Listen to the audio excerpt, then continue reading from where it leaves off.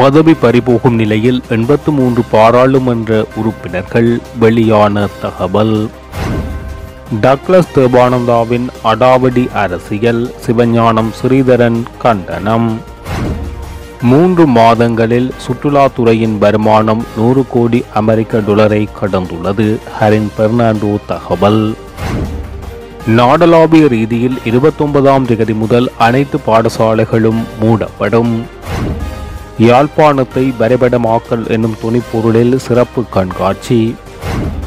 ரணில், சஜித், அனுர ஆகியோருக்கு தென்னிலங்கை ஊடகங்கள் விடுத்துள்ள பகிரங்க விவாத அழைப்பு. ஹெகலிய உள்ளிட்ட 7 விளக்கமறியல் நீடிப்பு. சுதந்திர கட்சியின் பதில் தலைவராக நிமல் ஸ்ரீபாலடி சில்வா நியமனம். தொடர்பான விரிவான செய்திகள். மக்களின் பிரச்சினைகளுக்கு தீர்வு காணும் வகையில் பல்வேறு பணிகளில் ஈடுபட்டுள்ள சில நாடாளுமன்ற உறுப்பினர்கள் தங்களின் பதவியை இழக்க நேரிடும் என ஸ்ரீலங்கா பொதுஜன பெரமுன தெரிவித்துள்ளது. ஜனவரி மாதத்தில் 83 பாராளுமன்ற உறுப்பினர்கள் ஒரு நாள் கூட பாராளுமன்ற கூட்டங்களில் பங்கேற்கவில்லை என பிரிட்டி ரிசர்ச் வெளியிட்டுள்ள அறிக்கையில் தெரிவித்துள்ளது.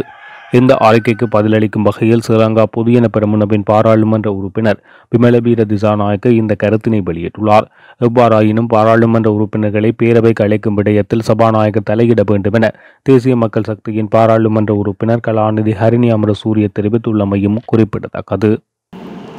கிளிநொச்சி இரணிமடை குளத்தின் 2024ஆம் ஆண்டுக்கான சிறப்புக பரீட்சைக்கான இறுதி தீர்மானங்களை எடுத்து பரீட்சையை ஆரம்பிப்பதற்கான கலந்துரையாடல்கள் எந்தவித தீர்க்கமான முடிவுகளும் எடுக்கப்படாது காலம் கடந்து செல்வதால் இரணிமடை குளத்தின் கீழான சுமார் 7500க்கும் மேற்பட்ட விவசாயிகள் பாதிக்கப்பட்டுள்ளனர்.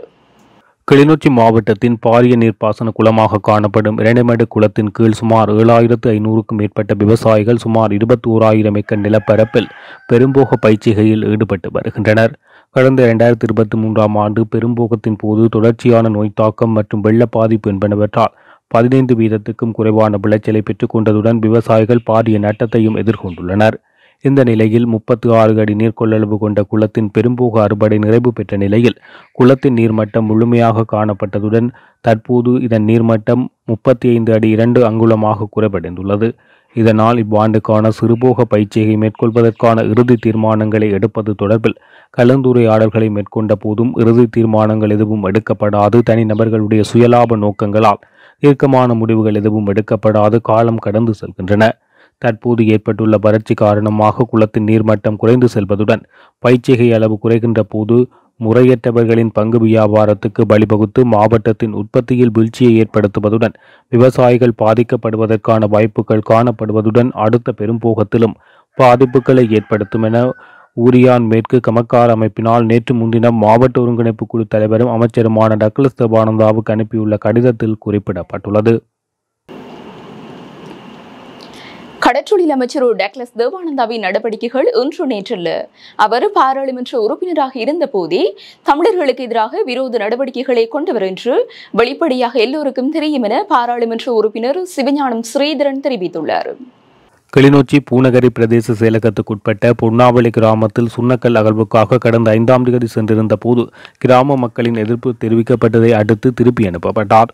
இதில் கடற்தொழில் அமைச்சர் டக்ளஸ் தேவானந்தா அவர்கள் எதிர்ப்பு போராட்டத்தில் கலந்து கொண்ட மக்களை தாக்கியும் உள்ளார். இந்த விடயம் தொடர்பில் பாராளுமன்ற உறுப்பினர் சிவஞானம் ஸ்ரீதரன் கருத்து தெரிவிக்கையில் அவருடைய சண்டித்தன அரசியல் அல்லது அடாவடி அரசியல் என்பது யாழ்ப்பாணம் மற்றும் கிளிநொச்சி என பல இடங்களில் அவர் நடந்து கொண்ட விதங்கள் மற்றும் முறைகள் எல்லோராலும் உணரப்பட்டவைதான். அதனால்தான் அவர் ஒரு தமிழ் தலைவராக வர முடியவில்லை. அவர் ஒரு நியாயமான கௌரவமான தமிழ் மக்களுடைய அபிலாசைகளை பிரதித்துவப்படுத்துகின்ற ஒரு அமைச்சராக பாராளுமன்ற உறுப்பினராக தன்னை அடையாளப்படுத்தி இருந்தால் தமிழ் மக்களுடைய வளங்களை கொள்ளையடிக்காமல் தமிழ் மக்களுடைய வளங்களை எதிர்கால சந்ததியினருக்கு பேணி வைத்திருக்க வேண்டும். இது எங்களுடைய சொத்து, எமது இனத்துக்கானது என்பதை அவர் பின்பற்றி இருந்தால் அவர் இன்று தமிழ் மக்களால் போற்றி புகழப்பட்டிருப்பார். ஆனால் தமிழர்களுடைய நிலங்களை அபகரிப்பதிலும் மணல் எடுத்து விற்பதிலும் இப்பொழுது கல்லை தோண்டி விற்பதிலும் அதிகமான கரிசனை கொள்ளுகின்ற அமைச்சராக தன்னை அடையாளப்படுத்துவது ஒரு ஆரோக்கியமான விடயமல்ல. கிளிநொச்சி பூநகரி பிரதேச செயலகத்துக்குட்பட்ட பொன்னாவளி கிராமமானது பாரம்பரியமான ஈழவூர் என்கின்ற சரித்திர பிரசித்தி வாய்ந்த வரலாற்று அடிப்படைகளை கொண்ட பூர்வீகமாக வாழ்கின்ற மக்களை கொண்ட மண்ணாகும். இந்த பூர்வீக கிராமங்களில் இருக்கின்ற எத்தனையோ ஆண்டுகள் பேணி பாதுகாக்கப்பட்ட தமிழர்களின் சொத்தான முருகை கற்களை எடுத்து விற்று பிழைப்பு நடத்த முயற்சிப்பது மிகவும் மோசமானது எனவும் அது ஒரு இனத்துக்கு செய்கின்ற வரலாற்று துரோகம். கடற்தொழில் அமைச்சர் டக்ளஸ் தேவானந்தா அதனை உணர்ந்து அடுத்த சந்ததிக்காவது அது தோண்டப்படாமல் பாதுகாக்கப்பட வேண்டும், அதமது இனத்துக்குரியது என்பதை சிந்தித்துக் கொள்ள வேண்டும். பொன்னாவளி கிராமத்தில் சீமெந்து தொழிற்சாலை வரவில்லை. அதில் இருக்கும் உருளை கற்களை தோண்டி அதனை திருகோணமலைக்கு கொண்டு செல்ல போகிறார்கள். அதனால் பொன்னாவளி கிராமத்தில் ஆழமான உப்பு தண்ணீர் நிரம்பிய கிடங்குகள் உருவாக்கப்படும். இதேபோல்தான் காங்கேசன்துறை நல்லிணக்கப்புறத்தில் இவ்வாறான கல் எடுக்கப்பட்டு ஆழமான கிடங்குகள் அங்கு காணப்படுகின்றது.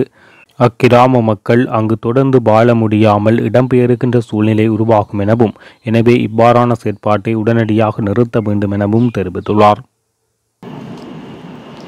இவ்வாண்டு முதல் 3 மாதங்களில் சுற்றுலா பயணிகளின் வருகை 6,35,794 பதிவாகியுள்ளதாக சுற்றுலாத்துறை அமைச்சர் ஹரின் பெர்னாண்டோ தெரிவித்துள்ளார். இவ்வாண்டு முதல் 3 மாதங்களில் சுற்றுலா பயணிகளின் வருகை 635,784 பதிவாகியுள்ளதாக சுற்றுலாத்துறை அமைச்சர் ஹரின் பெர்னாண்டோ தெரிவித்துள்ளார்.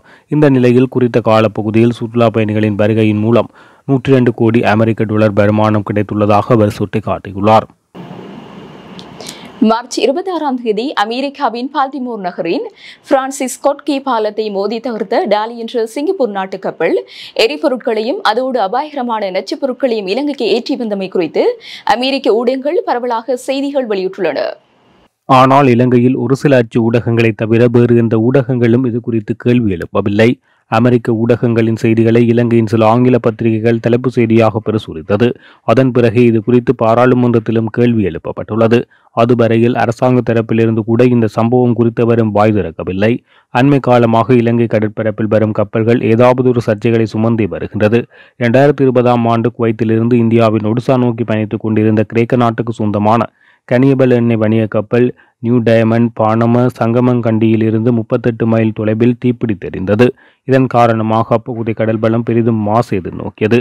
அதன் பிறகு 2021ஆம் ஆண்டு சிங்கப்பூருக்கு சொந்தமான பேர்ல் எக்ஸ்பிரல் என்ற கப்பல் நீர்கொழும்பு கடற்பகுதியில் தீப்பற்றி எரிந்தது. கப்பலில் இந்த எண்ணெய் மற்றும் செறிந்த நைட்ரிக் அமிலத்தால் இலங்கையின் கடற்பரப்பு மிக மோசமான சுற்றுச்சூழல் பாதிப்புக்கு முகம் கொடுத்தது. வணிக கப்பல்களை விட சீனா மற்றும் இந்தியாவின் இராணுவ கப்பல்கள் இலங்கை கடற்பரப்புக்குள் வந்தாலும் இரு நாடுகளிலிருந்தும் இலங்கைக்கு எச்சரிக்கை செய்திகள் அனுப்பப்படுகின்றது. இவ்வாறு உரிய அனுமதிகளின்றி இவை கொண்டு வரப்பட்டுள்ளது என சுங்க திணைக்களம் மற்றும் மத்திய சுற்றாடல் அதிகார சபையின் அதிகாரிகள் ஊடகவியலாளர் சந்திப்பின் மூலம் தகவலை வெளிப்படுத்தினாலும் அது குறித்து அரசாங்கம் கண்டுகொள்ளவில்லை. உலக அளவில் மருத்துவ கழிவுகள், இரத்தனியல் கழிவுகள், அணு கழிவுகள் உள்ளிட்ட பெருமளவான கழிவுகளை அபிவிருத்தி அடைந்து வரும் நாடுகளே இறக்குமதி செய்கின்றன. இவை பல மில்லியன்களுக்கு விற்பனை செய்யப்படுகின்றன. ஆனால் இதன் பின்னணியில் உள்ள ஆபத்துக்களை நாடு இன்னும் அறியாமல் உள்ளது. கழிவகற்றல் செயல்முறை மற்றும் கழிவு முகாமைத்துவம் போன்றனவற்றில் இலங்கை தோல்வியடைந்த நாடாகவே உள்ளது. தலைநகர் பகுதிகளில் நாளொன்றுக்கு சேரும் சுமார் 700 தொன் வரையான கழிவுகளை மீள்சுழற்சி செய்யும் முறையான திட்டம் அரசாங்கத்திடமில்லை. நாட்டின் உள்ளூராட்சி சபைகளும் கூட இந்த கழிவகற்றல் செயற்பாடுகளில் நெருக்கடிகளை சந்தித்து வருகின்றன. இந்த நிலைமைகளில் வெளிநாடுகளிலிருந்து கழிவுகளை கொண்டு வந்து கொட்டுவதற்கு இலங்கை துணை போகின்றதா என கேள்வி எழுப்பப்பட்டுள்ளது. சர்வதேச சந்தையில் இலங்கை தேயிலையின் நிலையை பாதுகாக்கும் வகையில் கூட்டு வேலை திட்டத்தை நடைமுறைப்படுத்துவதற்கு விவசாயம் மற்றும் பெருந்தோட்ட கைத்தொழில் அமைச்சு மற்றும் இலங்கையின் முன்னணி தனியார் நிறுவனமான யூனிலீவர் ஆகியவற்றுடன் புரிந்துணர்வு ஒப்பந்தம் கைச்சாத்திடப்பட்டுள்ளது.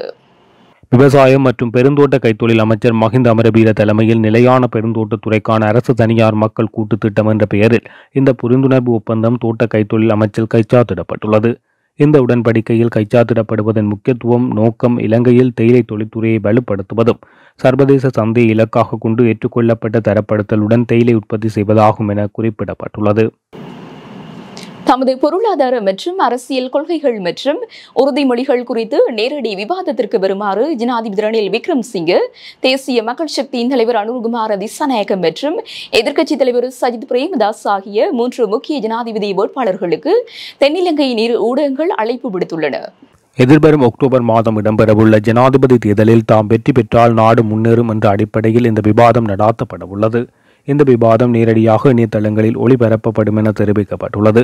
விவாதத்தில் கலந்து கொள்ளுமாறு 3 அரசியல் தலைவர்களையும் கூறும் முறையான அழைப்புதல் விரைவில் அனுப்பப்பட உள்ளதோடு மேலும் அழைப்புதல்கள் ஏற்றுக்கொள்ளப்பட்டவுடன் அது தொடர்பில் வாசகர்களுக்கு அறிவிக்கப்படும். விவாதம் நடாத்துவதற்கான திகதி மற்றும் நேரம் என்பனவும் பின்னர் அறிவிக்கப்படும் என தெரிவிக்கப்பட்டுள்ளது. இலங்கையைச் சேர்ந்த தமிழ் இளைஞர் ஒருவர் ஹட்டுநாயக்க விமான நிலையத்தில் வைத்து கைது செய்யப்பட்டுள்ளார்.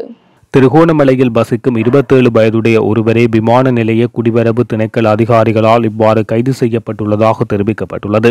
போலியான ஆவணங்கள் மூலம் இத்தாலி செல்ல முற்பட்ட வேளையில் குறித்த இளைஞன் கைது செய்யப்பட்டதாக குடிவரவு திணைக்கள அதிகாரிகள் தெரிவித்துள்ளனர்.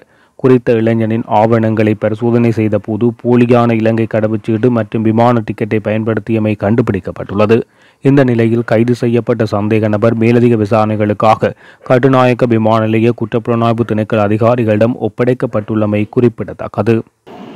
முன்னாள் சுகாதார அமைச்சர் கெகிலியோ ரம்புக்வெல மற்றும் 7 பேரை எதிர்வரும் 22ஆம் தேதி வரை விளக்கமறியலில் வைக்குமாறு உத்தரவிடப்பட்டுள்ளது.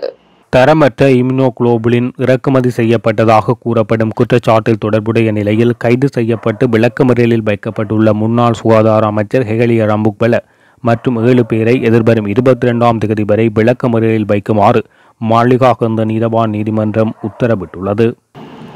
ஸ்ரீலங்கா சுதந்திர கட்சியின் பதில் தலைவராக அமைச்சர் நிமல் ஸ்ரீபால டி சில்வா நியமிக்கப்பட்டுள்ளார். ஸ்ரீலங்கா சுதந்திர கட்சியின் பதில் தலைவராக அமைச்சர் நிமல் ஸ்ரீபால டி சில்வா நியமிக்கப்பட்டுள்ளார். கட்சியின் அரசியல் குழு இந்த தீர்மானத்தை எடுத்துள்ளதாக துமிந்த திசாநாயக்க தெரிவித்துள்ளார். இத்துடன் ஜெஃப்னக்லரியின் மதிய நேர பிரதான செய்திகள் நிறைவடைகின்றன.